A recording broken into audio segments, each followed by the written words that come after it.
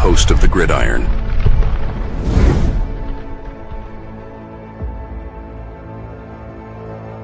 All right.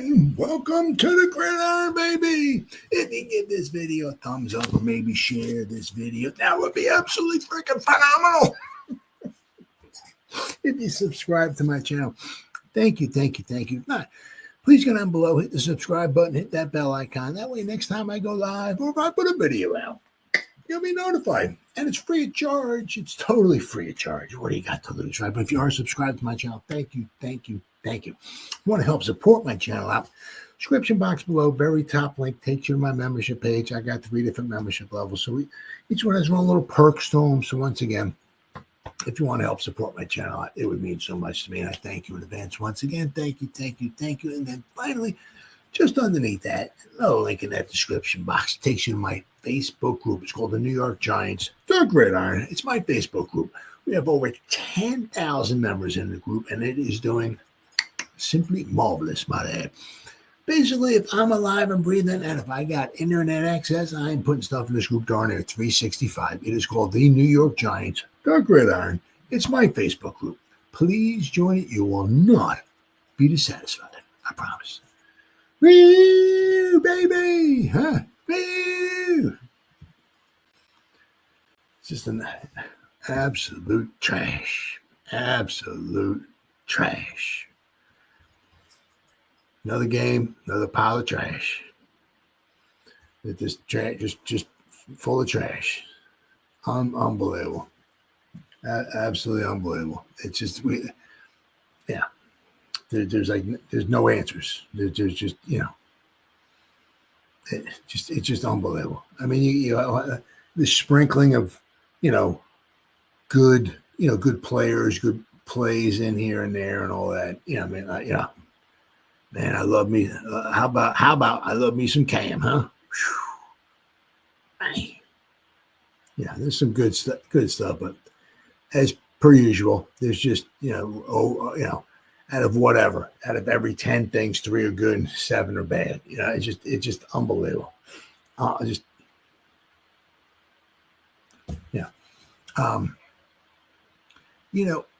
They said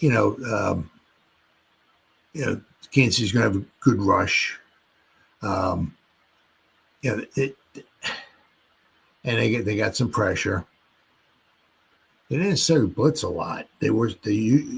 Spagnuolo was blitzing a lot so far this season, but they really didn't have to want to blitz a lot. But they just, they're doing things, and it's like we have no answers for them. It's like a chess match. It's your checkers, right? You do this, and the defensive coordinator does this. It's okay. He's doing that. Okay, all right. So we're doing it. He's doing that. Okay, all right. We take our rook. We move our rook over here. We're all right. And then the defensive coordinator he makes a move, and then he does this, and then you're like, oh, okay, that's a good move. I'm liking that. I like that, bro. All right. Well, we're taking our queen. We're bringing the queen. Yeah. It's got to be a chess match. I mean, but it's like they're putting 34 guys on Malik Neighbors. It's like, I guess we're screwed. All right, everybody, we're going home. We lost because we have no answers. There's no answers. I'm going to talk a little bit more about Brian Dable, but I mean, it just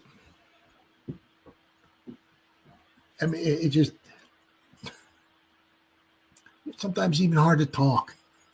Just after watching just trash, just straight trash. I mean, I really feel sorry for the people who spent money to go watch that garbage. I mean, it's unbelievable. I mean, I really feel bad.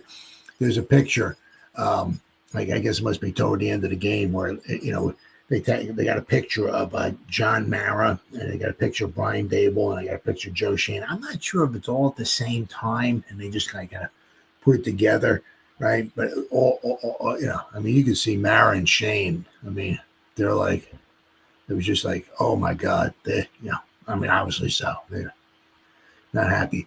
Going to be interesting to see because as the the bricks start falling, or whatever you want to call it, as things start happening, shall we say? Right? I would have to imagine, you hear a lot of people talking, like, well, they got to clean house. Shane and Dable got to be gone. Well, I mean, I don't. Are they going to be gone? Meaning Shane and Dable going to be gone? I mean, a lot of it's like, as Shane supplied Dable and the team with quality talent. Now, to be fair, the first draft or two was not exceptionally well. Okay. But the last two drafts haven't been too bad. It's like, so he's supplying these guys with good draft. And the free agency's been brought in a few decent free agents, Is this the result we're getting? Or is it just, a lot of it, just the coaching? We have it's just hard to watch. It just, yeah. And now we what the heck are we where was it? 9 and 6. Okay, so we're 12. I think 12, 34 now and 1. Since we started 6-1 back in 22, right? And after that, obviously, right? Because we started 6-1, and then we finished 3-6-1 over the last 10 games. We were, I guess, 3-6-1, right? So we're 3-6-1, and then you got that, and 26. Yeah, so I think we're 12, 34, and 1. Almost a 250 winning percentage since we started 6-1 in 22. I mean, we have a 250 winning percentage. But basically, if you just go over the past 3 seasons, right? 2023, 2024, and 2025, we're 9, I believe, and 28 now. 9 and 28. So actually, over the past 3 seasons, 23, 24, and 25, right? Our winning percentage is under 250. Before last night's game, we were 9 and 27. So basically, we won 1 out of every 4 games before the Chief debacle. Now our winning percentage is even under. Let's see here. Get my handy dandy calculator. Just it must be 240 or something like that. So what did I say? We were 9 and 27. 9 and 30. So 9 divided by 37 equals 242. Or 243. Our winning percentage is 243. 243 over the past 2+ seasons. Yeah, things, and it's not going to get any better.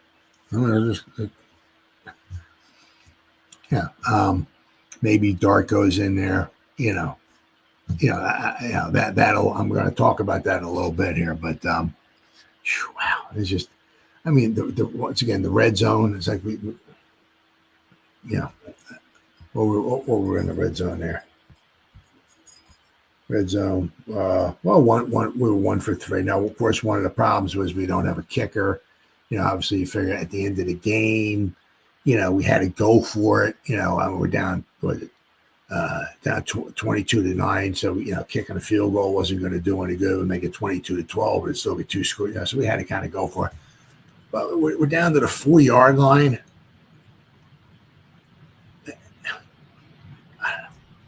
We can't run the ball in there with Cam, or I don't know.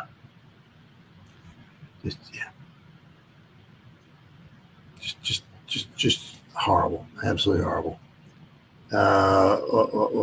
Rushing. I mean, the rushing was good. You got to get 130 yards, 27 attempts, 4.8 yards per carry. And of course, the 2 turnovers were not good. But Scatterbo, 121 total yards and a touchdown.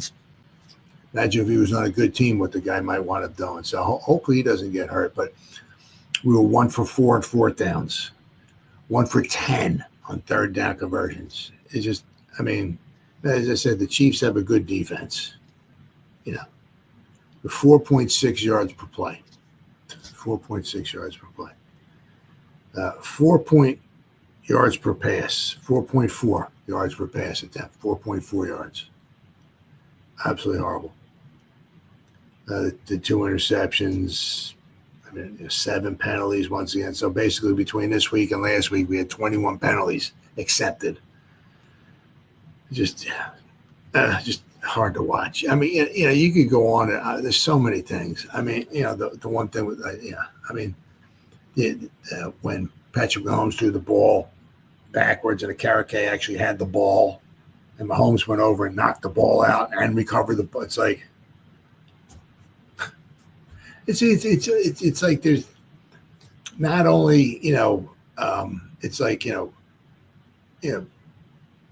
things aren't going good for the Giants, but also it's just like we can't even recover a fumble. The opposing quarterback knocks it out, and one of the things is kind of wondering, like, maybe just fall on the ball, but when then around a 10, 15-yard line, you also kind of wondering too, like, because maybe we may not have had a kicker at the time.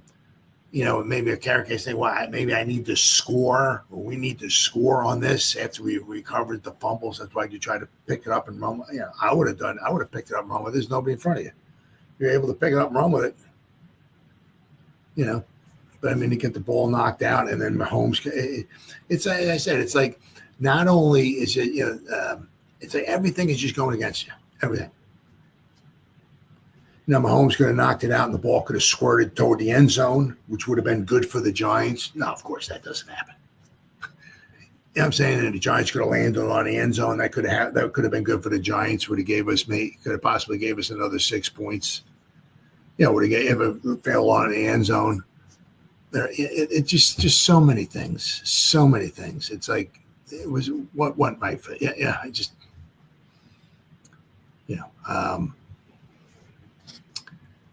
Russell Wilson, of course, the chance we want. Of course, we want Dart. That'll certainly fire the crowd up. You put Dart in there, that's for sure. Wilson went up 18 for 32, 160 yards and 2 interceptions. Now, a lot of those, he had a lot of pressure up the middle. Had a hard time seeing. You can't have pressure right in his face, right?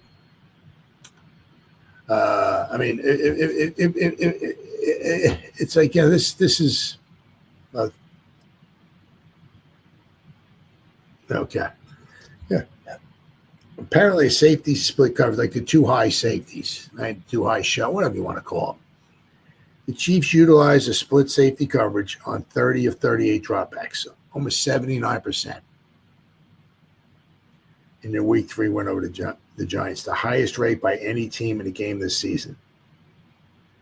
It was also the 3rd highest split safety rate with Steve Spagnuolo as defense coordinator since 2019.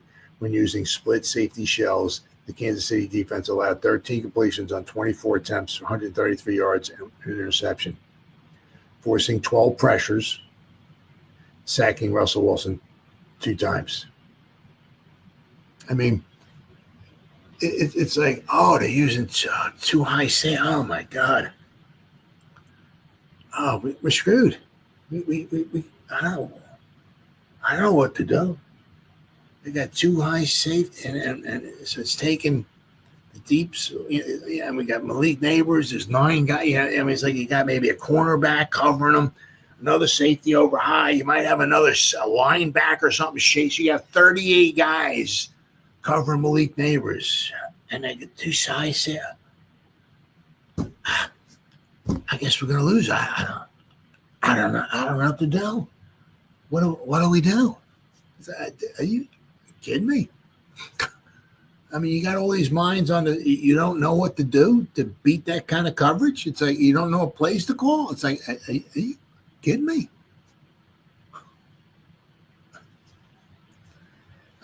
What I think? What he had? 2 receptions? Was that what he had?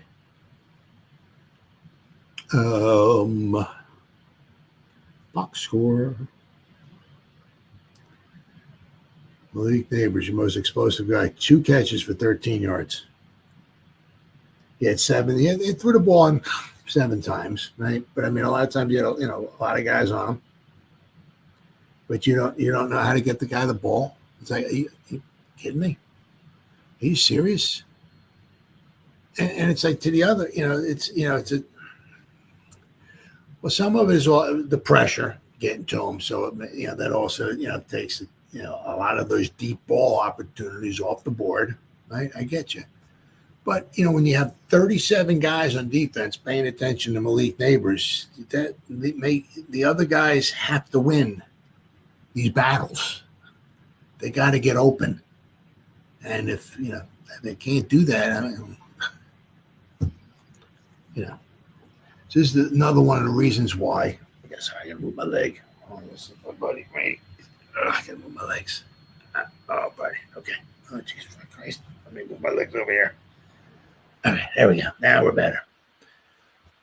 But it's like we really could use another threat. You know what I'm saying? Another threat, like maybe next season would be, if we can get somebody just scared of bejesus out of the defense, if we get two of those guys, whether it be a tight end, because as of right now, Bellinger and Theo Johnson are just, it's almost like business as usual was the way it was last season. In the beginning of the season, it was like, do we have tight ends on the field? It's like, I think like after the first 3 games, Theo Johnson last year had 4 receptions. And it's like, do we have tight ends on the field? Is anybody catching balls from the tight end?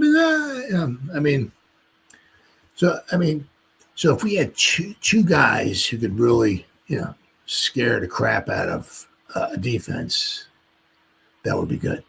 Yeah, so next season, that might be top of the Christmas list for the Giants next season to get another dog of a while. It's much easier said than done. I get it. It would behoove them maybe to get them in the draft because obviously the dogs, they cost a lot of money in free agency. But to maybe go out and get somebody, let's be honest, Slayton can take the top off of a defense, but what did he wind up with there? Slayton, he had 4 catches for 30 yards. What's he got so far? What's he got so far? Blake Neighbors, he has 6 receptions for 91 yards. We played 3 games. He's got 6 receptions. We need, when somebody's, taking all of that, or all those resources to covering Malik, you need the other guy to take over. And, for one reason or the other, it's Slayton has 6 catches for 91 yards. That's not getting it done. When that much attention is being paid to Malik, it falls on the other guys on the field. So, where were we at here? Sexy Dexy, unfortunately, he will likely end up with a good Pro Football Focus grade. That's fine, but the reality is that was the 3rd straight game in which the best player in the Giants defense and perhaps the best defensive tackle in football had no real impact. Giants need to get him back to the wrecking game. Obviously, because he's been out of football shape. It's going to take time. It's going to probably take might take a few more games. Maybe the Saint game we might start seeing a little more of the old Sexy, and hopefully if he can stay healthy, as time goes by, we'll start seeing him maybe wrecking some games. But that's unfortunately hasn't happened so far. The 3rd down defense, the Giants. The 3rd down offense. Giants' 3rd down offense was, as I said, 1 for 10, and he had more trouble on top of that by going just 1 for 4 on 4th down tries. So basically, between 3rd and 4th down, we were 2 for 14. I know they got a good defense, but come on, 2 for 14. Come on. The passing game was not good enough, particularly on 3rd down, said head coach Brian Dable. We were like 1 for 10 on 3rd down. That's hard to sustain drives and put points on the board. That was a reversion to the way the Giants looked on offense in week 1 when they scored just 6 points in a loss to the Commanders. Drew Phillips. he had a rough game. He did. It was a rough night for the talented second-year slot cornerback. That was bad back-to-back kind of rough game because the week before that, he had to wind up carrying ABCD Lamb quite a bit. Right? He committed illegal contact penalties on 2nd and 18 and 3rd and 10 to give the Chiefs first downs.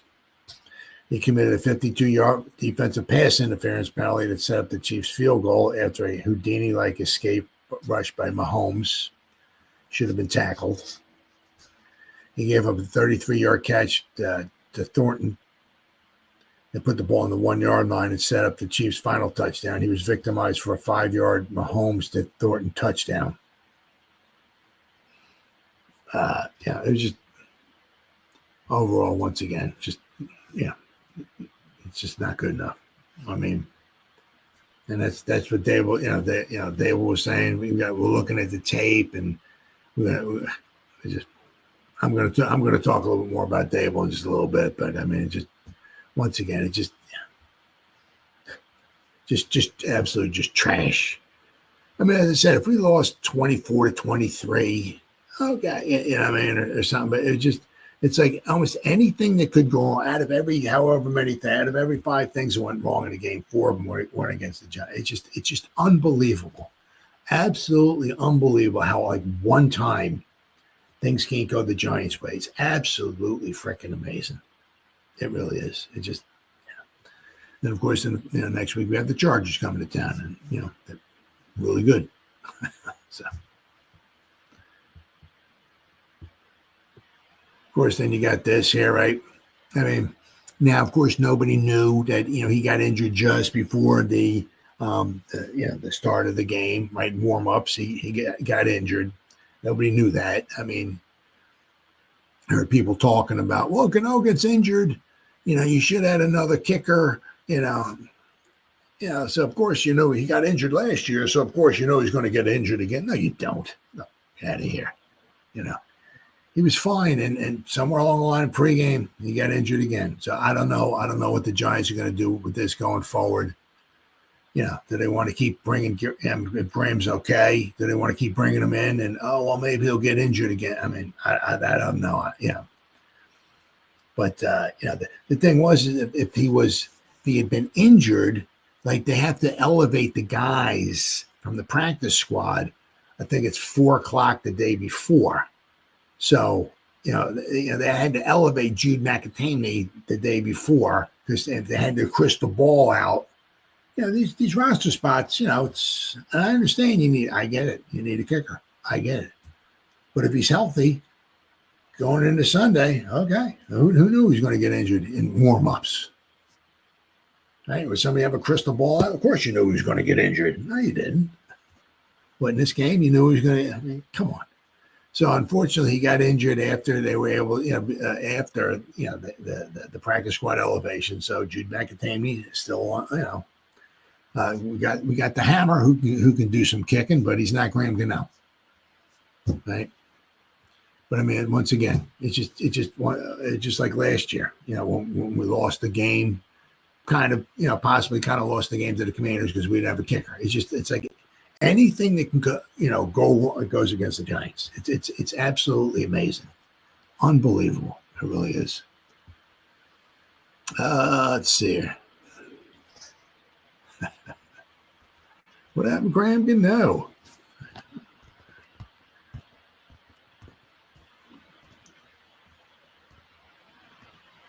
Who is the Giants' emergency kicker? Well, it's the hammer, right? But punter Jamie Gillen was seen warming up on the sideline on the first drive along Gano. Gano was unavailable. The Scottish hammer will likely be called upon to make short-distance kicks and extra points should the Giants want to attempt that Sunday night. Gillen has attempted 2 career field goals, making one of them. That includes a 40-yard attempt with the Giants in 2023. Gillen also attempted 1 extra point in relief of Gano when the kicker was injured last season.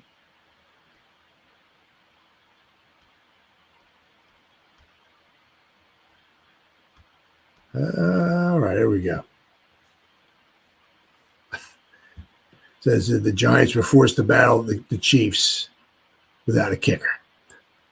Giants kicker Graham Gano suffered a groin injury during pregame warmups. The veteran was ruled questionable for the contest just moments before it began, throwing into doubt his status for the remainder of the game. Gano was the only kicker the Giants addressed for the Week 3 game. If he was unable to kick, New York was either to be forced to rely on an emergency kicker or go for it with more frequently on fourth down and field goal range.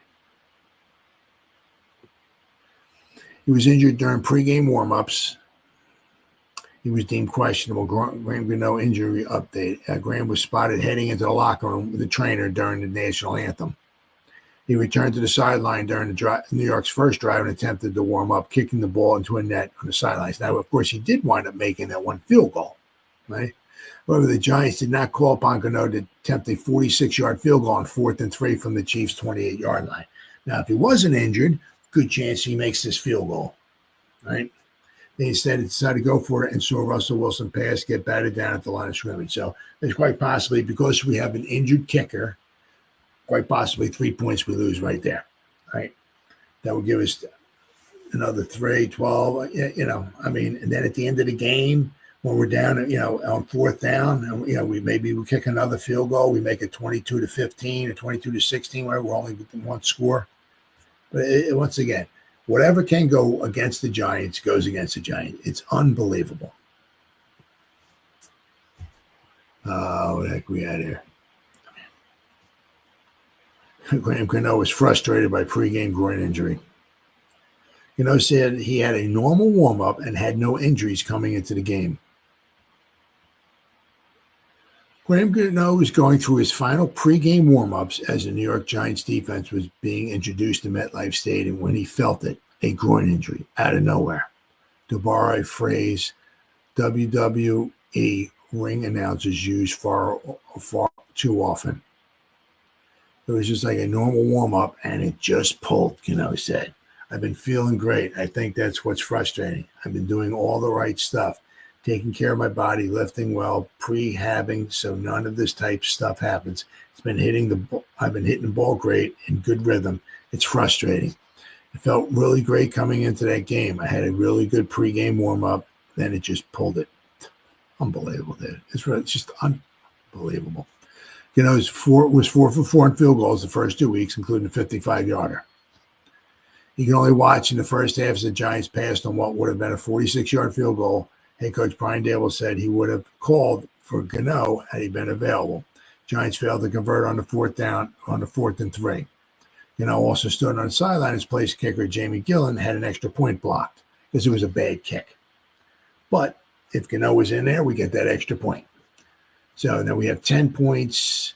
Gano maybe makes the 46 yards. Now it's 13 points at the end of the game when we get down there, and instead of having down by 13 points, right, we maybe kick another field goal, puts us within one score, or it just. After his testing his leg at halftime, Gano did kick a 25-yard field goal in the second half. Gano, who's 38, has now suffered leg injuries in 3 consecutive seasons. So you can pretty much almost guarantee this will be his last season with the New York Football Giants. He played in only 18 of 34 potential games in 2023 and 2024 combined. He said he had no idea at this point if he would be forced to miss time. Yeah. Of course, then you got Tyrone Tracy's injury. Just amazing. The injuries just mount up. Absolutely, just mount up. It's unbelievable. Giants starting running back went down with a shoulder injury late in the first quarter. He had 7 carries for 29 yards at the time, 4 yards a carry. Pretty damn good. Cam Scatterbo had 121 yards of total offense in his place, 60 rushing and 61 receiving. So, good old Cam, he was pretty much like, the kind of like the go-to guy after that. I mean, our running game was actually pretty good. It was first time all season we had a nice running game. Tracy and Cam both average over 4 yards a carry. Just unfortunately, you figure a lot of times you get that running game going, that helps open up the pass game. But so a lot of times you figure, if they get what you try to do, if they got 2 safeties deep, right? If they have 3 cornerbacks and 2 deep safeties, have a light box, maybe you run the ball, right? Running was working. But you figure if you get the running game going, it might help open up the pass. Nope. But, we had no answer on the passing game. It just, once again, absolutely unbelievable. Unbelievable. But so we'll have to wait and see what Gano does. And I don't even know. If going into next, Gano says, I feel fine. What's Dable going to say? Okay, all right, you're a starter. We won't elevate. I mean, or do you want to, as horrible as this would be, right? Elevate a kicker so you have two kickers on the 53-man roster just in case Gano gets injured again. You want to have two kickers when all those roster spots are so valuable. You have that. Well, we have to put two kickers on there because our one kicker might get injured again. Just simply unbelievable. It really is. And then, of course, you have this. Daniel Jones escaped from New York. I mean, it's, of course, not to be fair, two of the teams he played so far are just trash. I mean, really. I mean, it's almost like playing the Giants. Just trash. Okay. I mean, they played the Titans. One more time for the hearing impaired. Trash. Okay. Week 1, they played against the Dolphins. One more time for the hearing impaired. Trash. I mean, just trash teams. Absolute garbage. Okay. They did it, I mean, very well against the Broncos, who have a good defense. And after the first 2 weeks, they still didn't punt. Finally, I think they went, they punted one time this week, I believe. Well, I think it was just a one punt. Let me make sure here. We had a punt. Oh, there we go. Colts. There's a box score here. Okay, so team stats. The Colts. They punted. Was it one time? They don't even have the punt. Red zone penalty turnovers. Interesting. Okay, so we'll go to box score. All right. Hopefully maybe they have something here. All right. Punts. Punt returns. I'm sorry. Punting. One time. Yeah. Sanchez punted one time for 46 yards. So, but that was the first punt they had in 3 games that the Colts had all season long. First punt. First 2 games they didn't have to punt. They scored on, I believe it was every drive, first 2 games. I mean, and this year, I mean, how many times did they score here? How many drives resulted in? 1, 2, 3, 4, 5, 6. They scored 7 drives. 7 drives. I mean, let's see. Okay, we'll go here. So the Colts have scored 7 times. All right, and we go against the Broncos, 7, 8, 9, 10.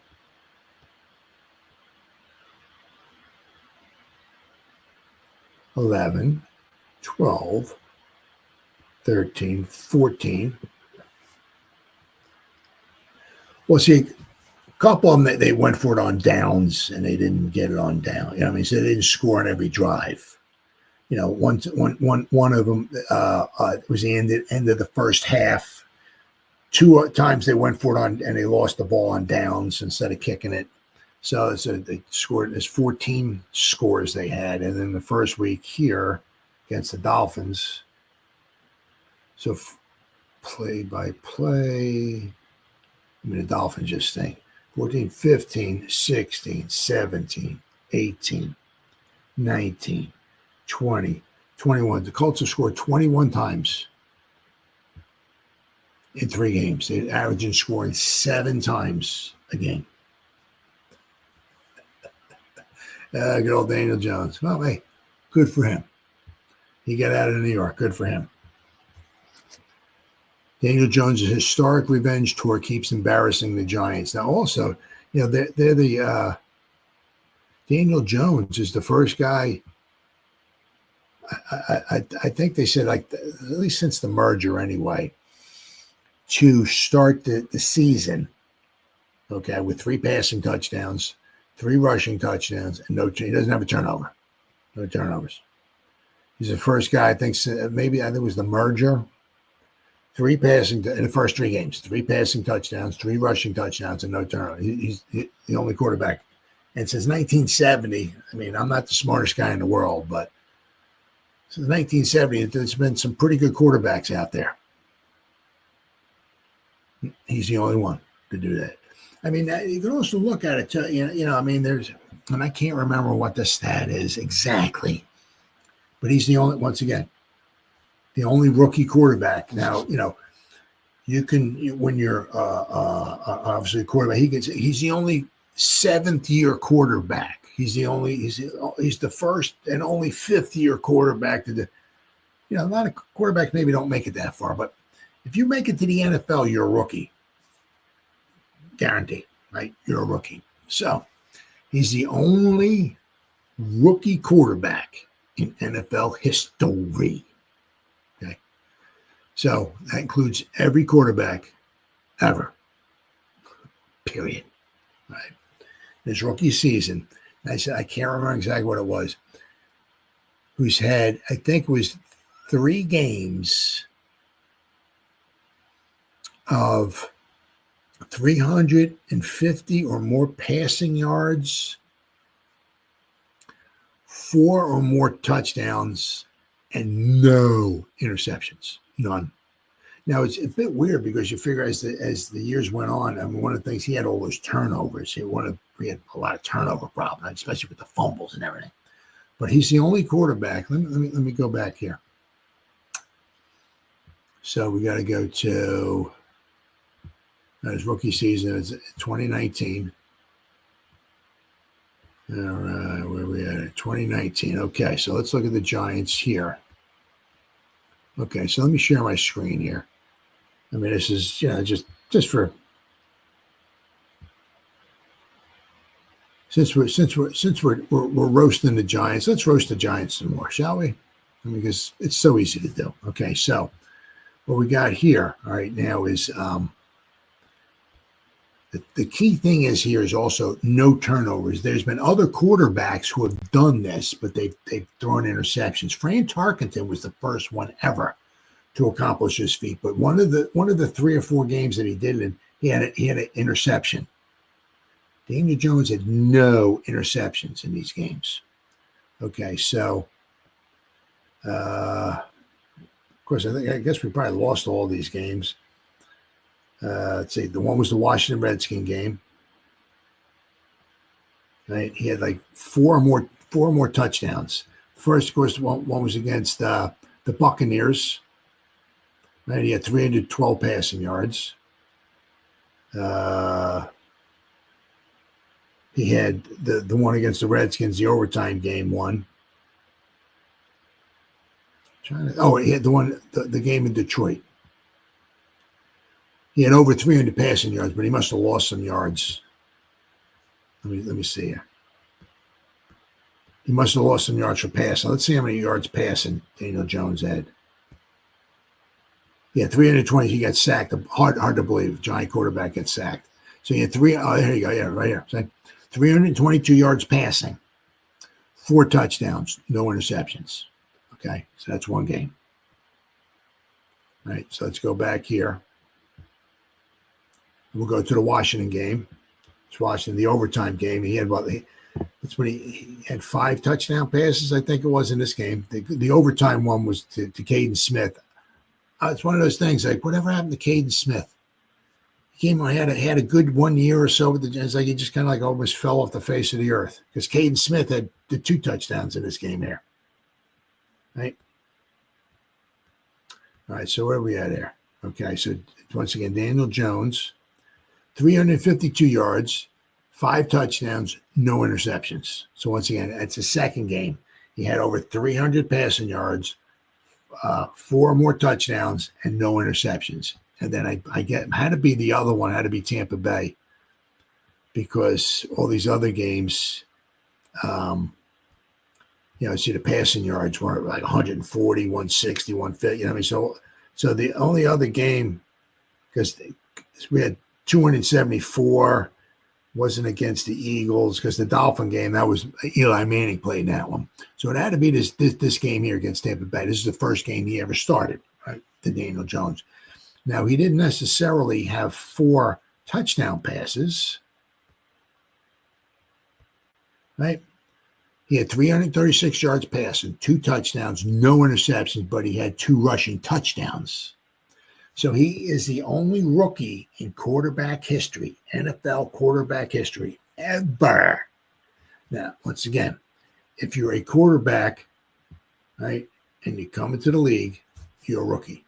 So every quarterback, you name a quarterback, they've been a rookie. Now, not every quarterback's made it for 12 years or 3 years or 5 or whatever, but every quarterback that come in the league is a rookie. So he's the only quarterback ever, period, bar none, in his rookie season. Have 3 games, right? And the first 2 games he missed, okay?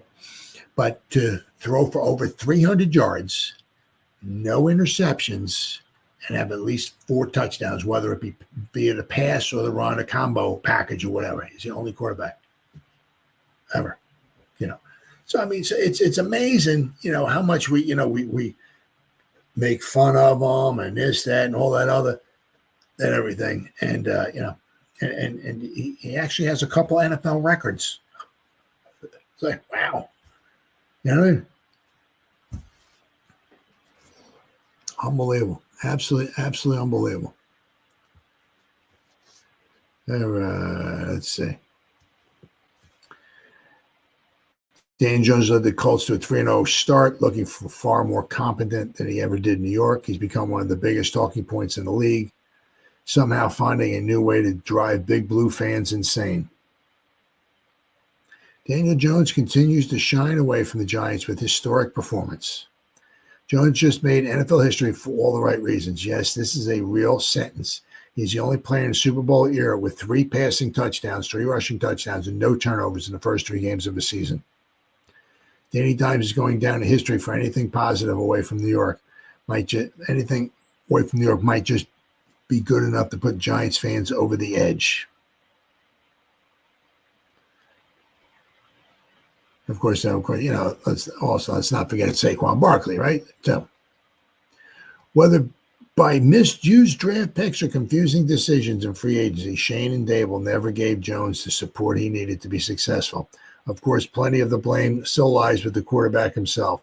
Outside of the lone good season that tricked the G-men into giving him a contract extension, he never operated as well as he should have. But this historic run with the Colts is proof that the quarterback is capable of leading a good offense if he has enough support around them. Well, I mean, they have a very good offensive line, right? And of course, Daniel Jones and the Colts are breaking records from 1940 and are also a top 3 team in the NFL. Colts now have punted once over their first 3 games. The fewest by any team over its first 3 games of an NFL season since at least 1940. So, Daniel Jones has been special through 3 games. He has 871 yards passing. He's 63 out of 88, 71.6% completion percentage. But once again, 2 of the teams are not very good, okay? There's a reason why the Titans picked where they did this past draft. They weren't very good, okay? And the Dolphins, that's a dumpster fire right there. He has 6 touchdowns, 0 interceptions. He has a 111.7 passer rating and a 85.5 quarterback rating. Indiana Jones has played like a top 5 quarterback. I don't care if Daniel Jones is playing a Division III team to put up these numbers against anyone is insane. They have punted once in 12 quarters. Now, as I said, one of the times they had the ball and the half ended. A couple other times they went for it on fourth down and didn't make it, so they gave it up on downs. But in 12 quarters, they punted one time. They're scoring whenever they want. He looks so comfortable in the pocket. He is just a new man. I'm so sick of hearing the teams he has been playing because people keep moving the goalpost. He beats the Broncos, and then everyone now is like, well, we have to wait how he plays at the Rams. It is okay to admit that Daniel Jones is an MVP candidate right this second and has better numbers than Josh Allen, who has also played against two crappy teams. If you know any type of ball, you should know Indiana Jones is elite and just put respect on his name. So, I mean, it's just unbelievable. Just unbelievable, you know. And I, of course, I also know that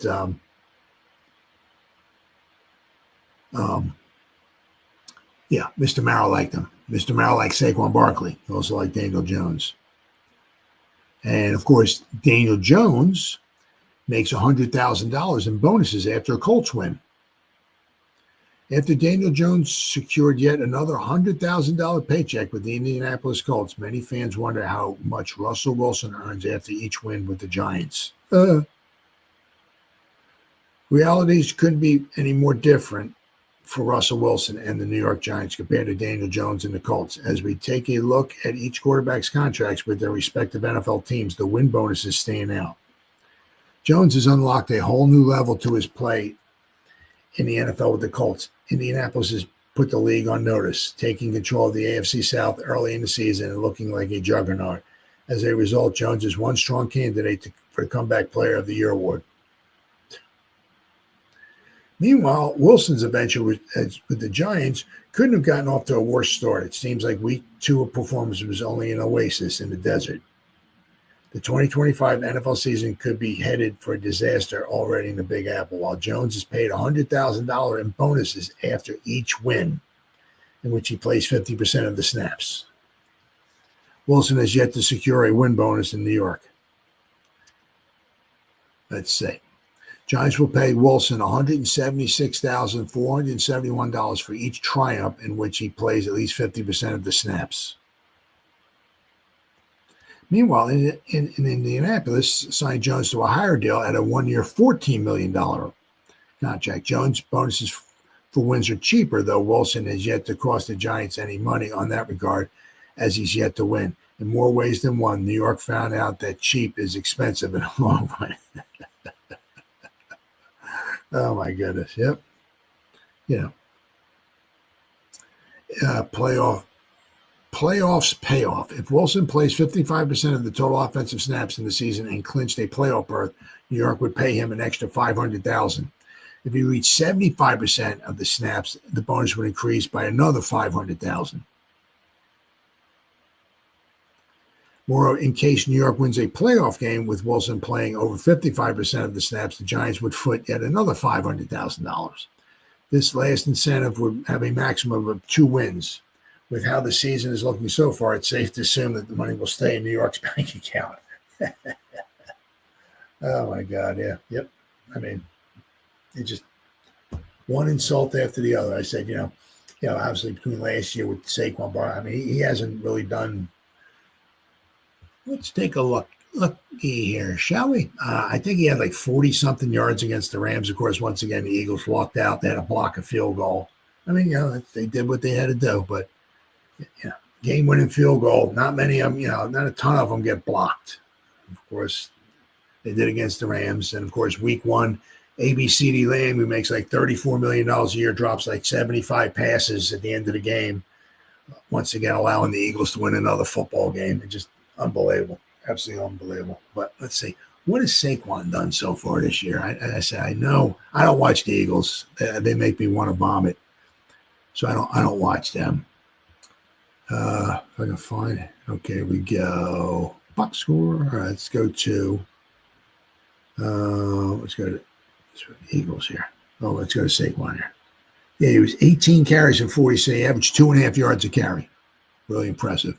So far this year, he has 58 carries, so he's averaging like 20 carries a game for 194 yards. 3.3 yards a carry. Yeah, there you go. That's very, very impressive. Very, Impressive stats. Certainly worthy of his like $28 million that they're paying him. But he did well last year. He got himself a Super Bowl ring, and of course Daniel Jones is doing very well now. But let me see what the Colts here. If I can find this here. Colts. Okay, let me see. I mean, they got to play the Rams. They got to go in LA to play the Rams. Then they got to play the Raiders and the Cardinals. Then they got to play the Chargers, the Titans. Then they got to play the Steelers, who not for now. Then the Falcons. Then the Chiefs, the Texans, the Jaguars, the Seahawks, the 49ers, the Jaguars, the Texans. So, I mean, they don't have it's certainly not a super, because that is one of the weaker divisions with Daniel Jones and obviously with the Colts. So don't have a super duper horrible or hard schedule, but so far they're doing good. Good for him. But once again, just makes the Giants look like a bunch of jack wagons. Right. Of course, a lot of people keep talking about, they're like, the one constant. It's been a constant, obviously, right? Over, all this time, the Giants, right?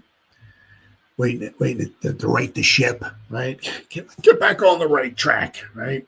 There's been one constant, and it's, John Mara. Right? Of course, they have two owners, but John Mara seems like he's there. There's Mr. Tisch, but John Mara seems like he's there a little bit more often. But he seems like he's the one constant, and a lot of people not very happy. Some people think he should just like maybe sell the team. I don't know if that's ever going to happen. But there's an article here from the Daily News from Pat Leonard.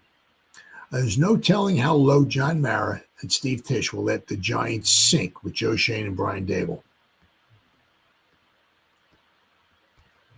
Saquon Barkley left the Giants and rushed for over 2,000 yards. I'm sorry. But not going to let me do it, is it? Of course, then he was the got himself a Super Bowl ring. Right, so good for him. And there we go. Daniel Jones left the Giants and immediately began shattering Peyton Manning's records for the undefeated Colts, who are 3-0. Actually, and they've also scored more. The Colts have scored more points, I think, in their first 3 games of the season than any Colt team has, maybe like in the Super Bowl era or something like that. It's been a long time. Jones is the first quarterback in NFL history since 1970 to throw for 3 touchdown passes, run for 3 touchdowns, and commit no turnovers in the first 3 games of the season. His offense is doing so well that the Colts have only punted once so far. That is the fewest by a team in the season's first 3 games since 1940. And Indianapolis's 103 points are the most through 3 weeks in Indianapolis Colts history. Sterling Shepard, meanwhile, left the Giants and racked up 80 yards in Sunday's Tampa Bay Buccaneers win over the Jets. It marked Shepard's first 80-yard game since 2021. Giants gave up on all these players, and they scapegoated Jones. None of these players were able to produce, or in Shepard's case, play much during their final years in New York, but once they left, they flourished. Not to mention star Packers safety Xavier McKinney and how many others who have carved out better roles in improved circumstances. Then there was Malik Neighbors on Sunday night, barely seeing the ball because Brian Daboll, offensive coordinator Mike Kafka, and quarterback Russell Wilson had no solution to the Chiefs' defense playing 2 deep safeties. It's just absolutely amazing. I don't know, what do we do? I mean, it was a 2 deep safety, but they had a lot of, they were paying a lot of attention to him. It should be, okay, you do that, we're going to do this. And they had no answer, nothing. It's unbelievable. They were the Giants 0-3, scoring in single digits for the 7th time in their last 20 games, which is 4 more than any other team in the NFL. Something is rotten in East Rutherford. So when is it enough? When is someone in that building going to stand up for a higher standard that demonstrates some sort of pride? Well, they brought Shane and Dable in from the outside. It's not like they knew these guys. They brought them in. What will it take for the Giants to make changes at GM and head coach? Leave it to former NBA All-Star Gilbert Arenas to explain what Jones' success and Wilson's poor play reveal about the franchise. As soon as Jones gets out there for the Colts, he looks like a number 1 pick, and the Giants replaced him with Wilson. Then he looks like Daniel Jones. Arenas said on the Arena Gridiron podcast. So obviously it's the kitchen I'm in. It's the Giants' kitchen. No matter what you put in there, it's going to cook the same recipe. This is organizational for me. Organizational means all the way up to ownership. Co-owners John Mara and Steve Tisch determined a 3-4 record was acceptable by retaining Joe Shane and Dable for a 4th season. They prioritized some abstract process over the results. Their franchise has now lost 17 of its last 20 games. It's so bad that NBC ran a graphic of a plane flying a banner during Sunday night's broadcast, alluding to the frequent air traffic over MetLife Stadium last season. No doubt if skies are clear for Sunday's 1 p.m. home game against the Chargers, there could be more planes circling the field before kickoff in Week 4. Then there is Shane, whose poor drafting and past 2 seasons his drafting hasn't been poor. So I got to argue with this one here. His poor drafting and evaluations have the Giants still looking like a full rebuild in its early stages, even though he was hired in January. Is he the one out there coaching the players up? Is he the one calling the plays? No, he's not. No, he's not. Yeah. Shane believed Wilson was a dramatic improvement over Jones. No, he didn't. Not to mention he closely manages the club messaging, which always finds a way to pin blame on something other than the front office and the roster. Then there's Dable and a coaching staff that struggles to give this team an advantage in the margins every single week, which is true. Yep. Dable now ranks number 186 in career winning percentage out of 204 head coaches who have coached a minimum of 50 games. Wow. Dable has a 18-35-1 record, 343 record as a winning percentage as Giants head coach, which is dwarfed by Ben McAdoo's 464, and puts Dable in the exact same company as coaches like Joe Judge and Pat Shurmur, who received a lot less patience from ownership. Dable's record is 11-33-1 since his 7-2 start over the 2022 playoff year. He has won only 3 games since former defensive coordinator Wake Martindale resigned after the 2023 season. The icing on the cake, though, is that Dable got this job because he's supposed to be a quarterback whisperer. Sorry. And an offensive guru. But outside of reigning league MVP Josh Allen, a generational unicorn talent who has continued ascending since Dable left Buffalo, the Giants coach's history reflects no evidence that supports his reputation. Now, after Shane and Dable blamed Jones for their shortcomings on offense, Jones has exploded under the tutelage of Colts coach Shane Steichen, while the Giants flounder with the same turnover, red zone situational, and play scheme problems that have defined this staff's ineptitude. That has meant a 3rd straight Giants season that has ended before it started. Yep. I mean, this season's over, guys. It's over. We ain't going nowhere. Just all you have to look forward to is where we're going to be picking at in the draft. I mean, Jackson Dart, right? But I mean, where are we picking at in the draft next year? For the 800th year in a row. That's right. They started 2024 with a 1-3 mark in their first 4 games. We did win the 5th game, though, so we were 2-3. Now they're 0-3 here in 2025 with Jim Harbaugh's first-place Chargers bearing down on them in a matter of days.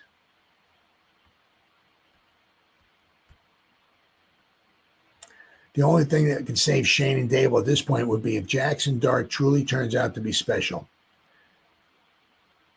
For that to happen, however, Dart doesn't just have to show promise. Dable needs to help shepherd him fully into the light.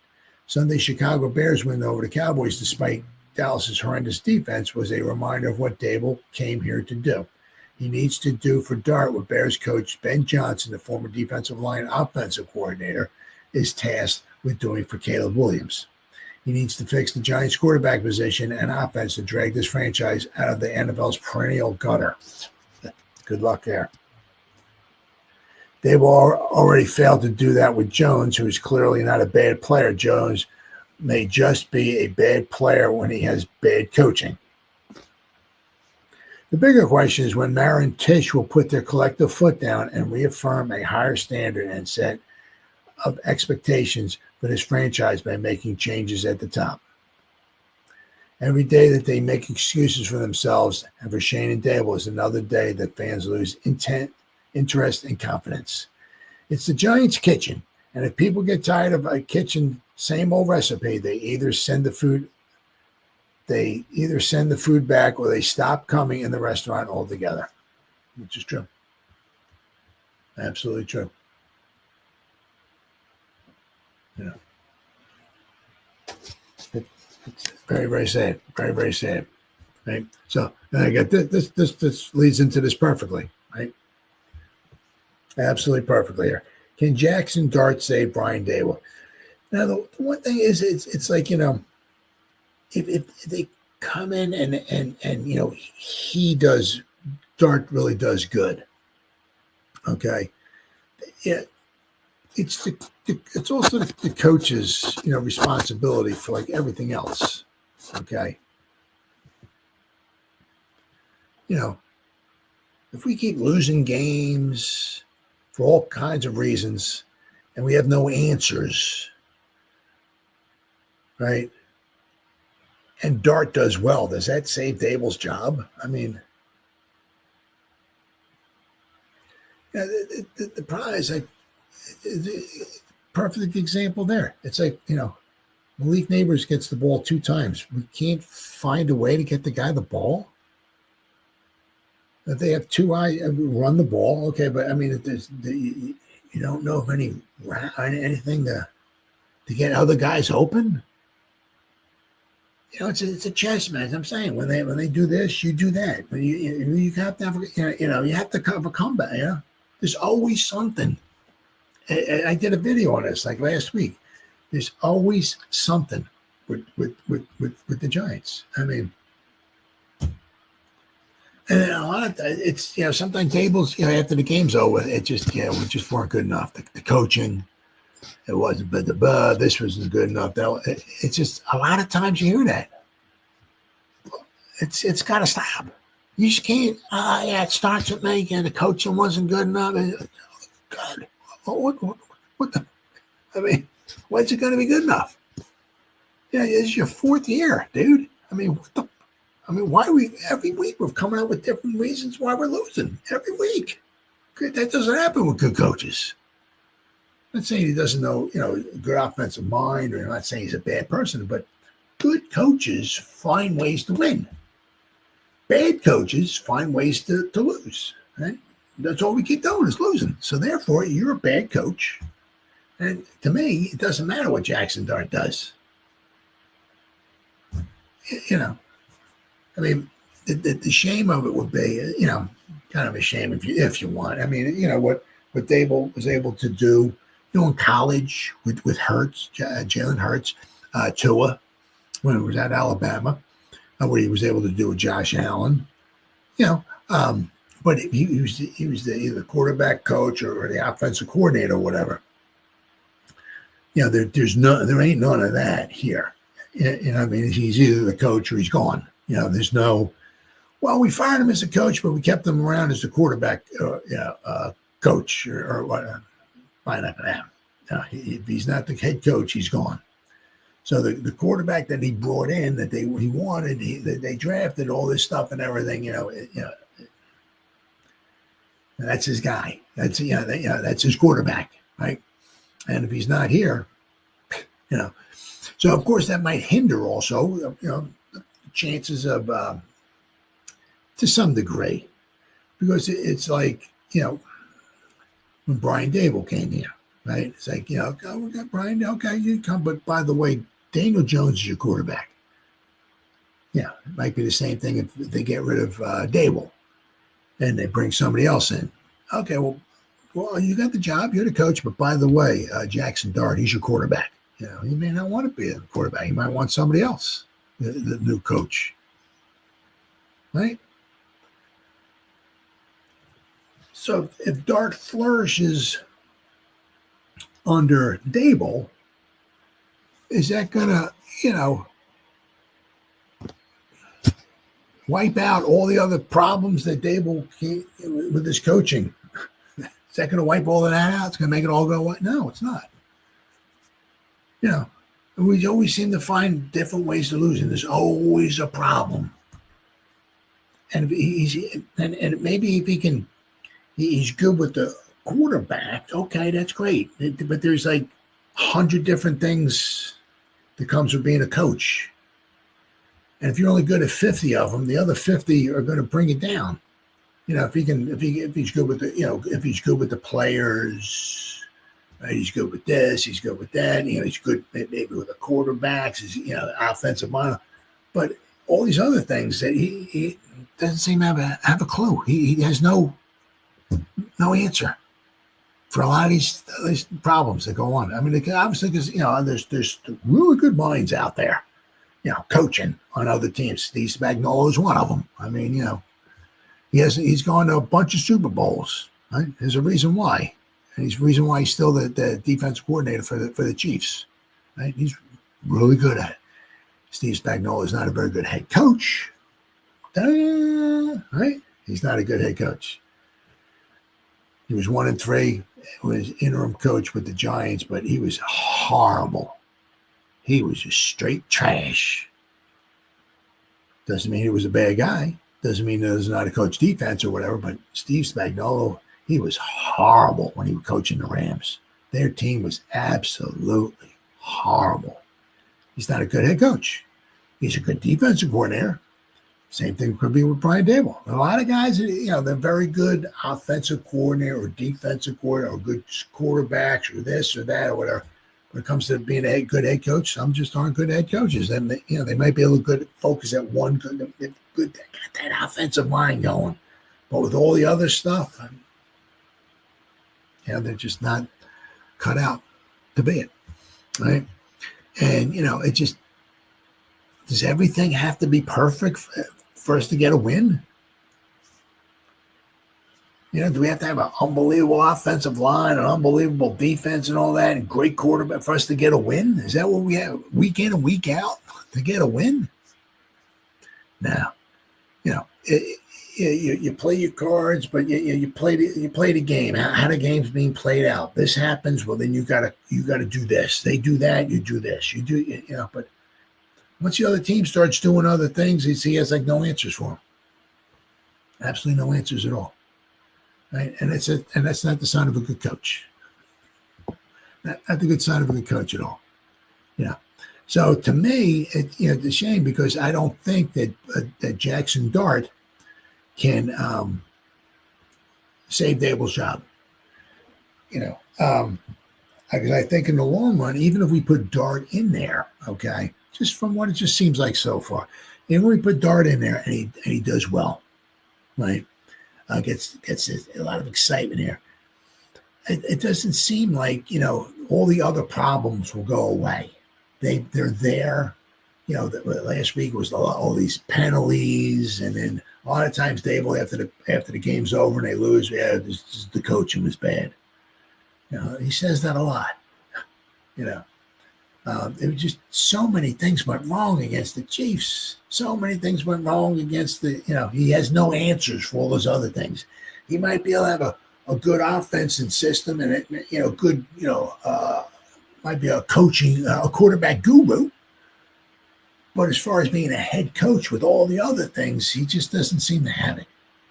So even to me, anyway, I think even if Jackson Dart flourishes and does well, for the Giants, I hope he does. Give us some hope.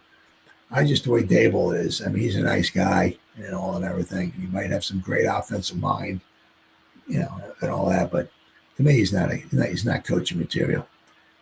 Every time there's always a problem, and he just doesn't have answers for him. And as I said, now we are. What did I say? Now we're 9-28 over the last 37 games. 9-28.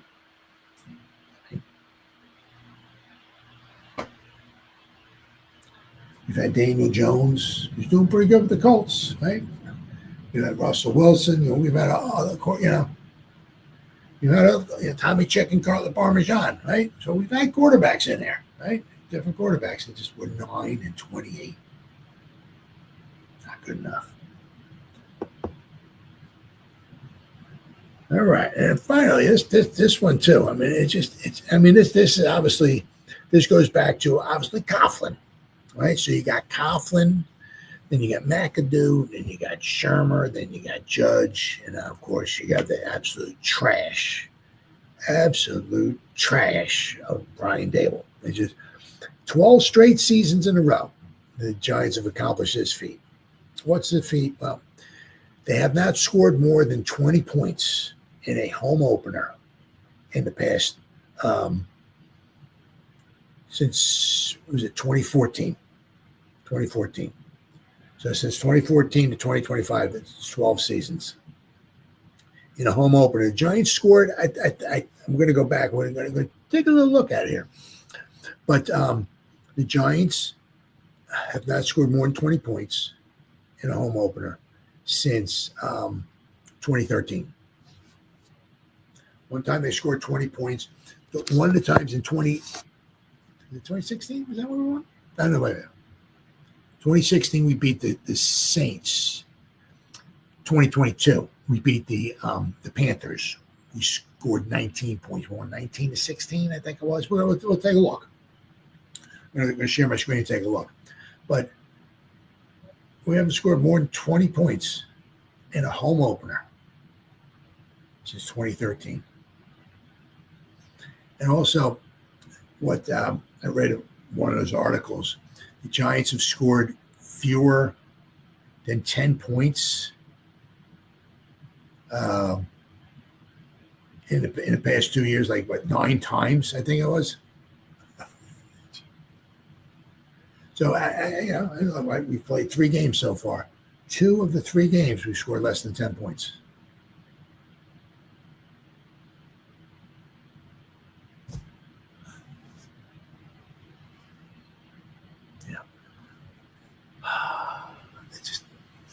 It's painful. Very, very painful.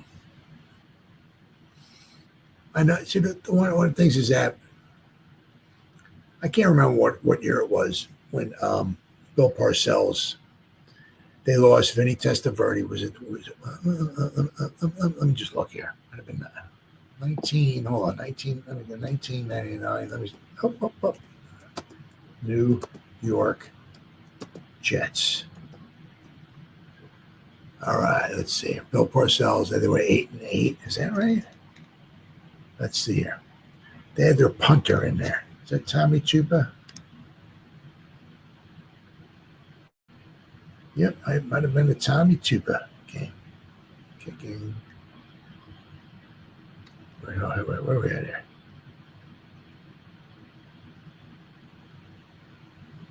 Yep. There we go. That was it. Okay. So week 1, and it's unbelievable. Unbelievable. Week 1 at home. Okay. Then Vinny Testaverde started the game. Right. Vinny Testaverde started the game. All right. And he went, then he got injured. Okay. They put Rick Meyer in there, who went 4 for 11 for 28 yards. He threw 2 interceptions. So then the they put their punter in there, Tommy Tupa, who was a quarterback, but he was also their punter as well. So I think did he punt during the game? Let me just make sure.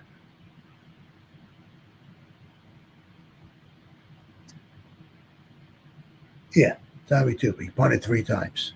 Yeah, during the game. Okay. So the first game of the season, in the 1999 season, okay, the Jets had their starting quarterback in there, and then he got injured. And they had their backup quarterback in there and did horrible. And then they had to put their punter in there. Tommy Tupa was in there. Right. His starting quarterback got injured. His backup quarterback was 4 of 11. And they had to put their punter in there, who also was a quarterback as well. He was also their punter. Somehow, Bill Parcells figured out a way. The punter threw for 2 touchdown passes. With the punter in there, the Jets wound up scoring 28 points. Not all with the punter, but they had 3 quarterbacks in there. They still scored 28 points with their punter in there. Their punter threw 2 touchdown passes. Jets almost won the football game. Almost won the football game with their punter. They lost 30-28 to the New England Patriots. Okay, 1999. Bill Parcells, he finds a way. They lost 30-28, but somehow he found a way with throwing the ball and all that. His punter threw 2 touchdown passes. We have a Hall of Fame quarterback here. Okay, who came and threw a touchdown pass. How can Bill Parcells find a punter that can throw 2 times? I mean, he's under center throwing passes. It wasn't like fake punt formation or anything like that. Yeah, let's call a fake punt. All right, Tommy. You get it. Make it look like you're going to punt, and then we're going to have so-and-so running down, and you throw a pass to him. No, he was under center or in the shotgun or getting passes in the offensive formation, throwing passes, and 2 of them went for touchdowns. Bill Parcells found a way with their punter. They scored 28 points in their home opener. Testaverde, I think, got injured and he was out for the season. I think it was his knee, maybe his ACL or so, or it might have been his Achilles. I'm not sure, but he was out for the season. And Bill Parcells lost his starting quarterback, right? And make sure here. It's just goes to show you. Adam Vinatieri even kicked in that game in 1999. Just goes to show you. Let's see here, the Jets. Okay, where are we at here? I think, right? Let me see here. Now, once again, it's Bill Parcells, right? But he tested he played 1 game. He hurt himself. Is his Achilles or is his knee? He was out the whole season, right? And with backup, with Ray Lucas, Rick Meyer, and Tommy Tupa as his quarterbacks, the Jets went 8-8. Now, they did have a their defense was apparently not that great, but they had a good running game. Okay, they had a very good running game, right? But I'm saying is that good quarterbacks find ways. You had backup quarterbacks in there, and they were still 8-8.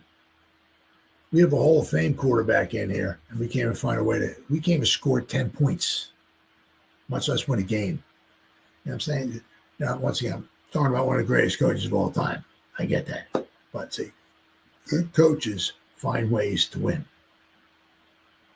Right?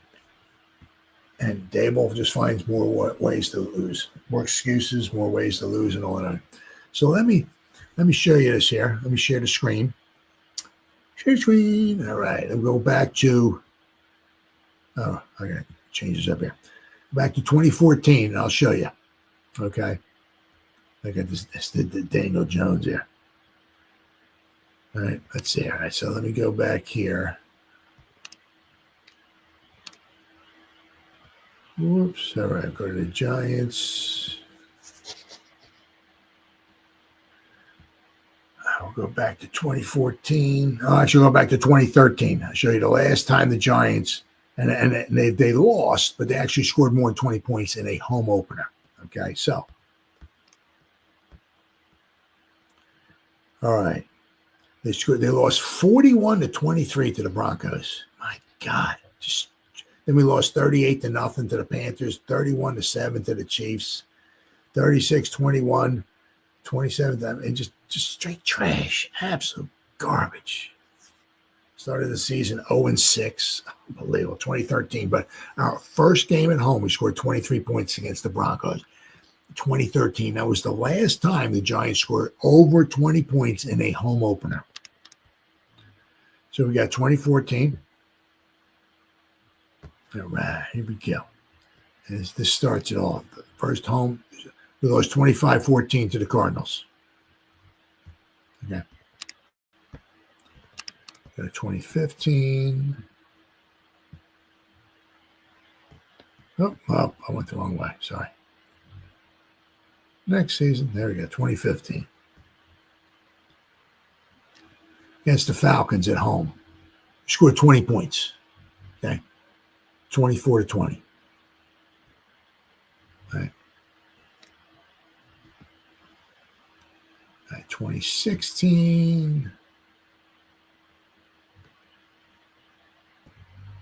The Saints is when we won 16-13. Is when we won a lot of those close one-score games, but we won a tough one to the Saints here. Okay, 16-13. But still, home opener, we didn't score more than 20 points. Right, next season, 2017.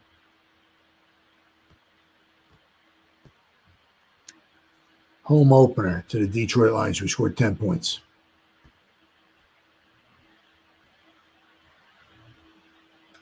Saquon is when we lost. I think it was 20-15 to the Jaguars. First game of the season, 20-15. We scored 15 points. It was a 58-yard run or something like that from Saquon for a touchdown, or else we would have only had like 9 points. It's unbelievable. Absolutely unbelievable. 2019. All right. This is Daniel Jones. We see the first game at home. We lost to the Bills 28-14. All right. 2020. Then to the Joe Judge era here. First game at home, we lost 26-16 to the Steelers. We just looked like trash in that game. Absolutely horrible. 2021. Whoops. Lost at home to the Broncos, 27-13. We scored a touchdown as time expired. It was 27-7 with like 5 seconds to go in the game. We scored 7 points with like 5 seconds to go. Yeah, it's just unbelievable. Just straight trash. Absolute straight trash. 2022. All right. We beat the Panthers 19-16. Right. Next season, 2023. And of course, then we know we're 40-0 to the Cowboys. Right. 40-0 to the Cowboys. Next season, 2024. Lost 28-6 here to the Vikings. 28-6. And then, of course, this past season. Just unbelievable. Absolutely unbelievable. 2014. Haven't scored more than 20 points in a home opener. Then, of course, now, it makes things even worse. So you look the last 3 seasons, right? With Brian Dable and company at the helm, right? And all, we've been scored 40-0, outscored. 40-0, 28-6, and now 22-9. So we've been outscored 90. Right? 90-15,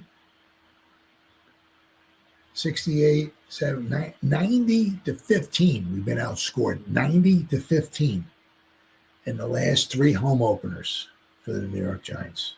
We scored in the last 3 home openers. We scored 1 touchdown. Brian Dable's been the head coach for all of them.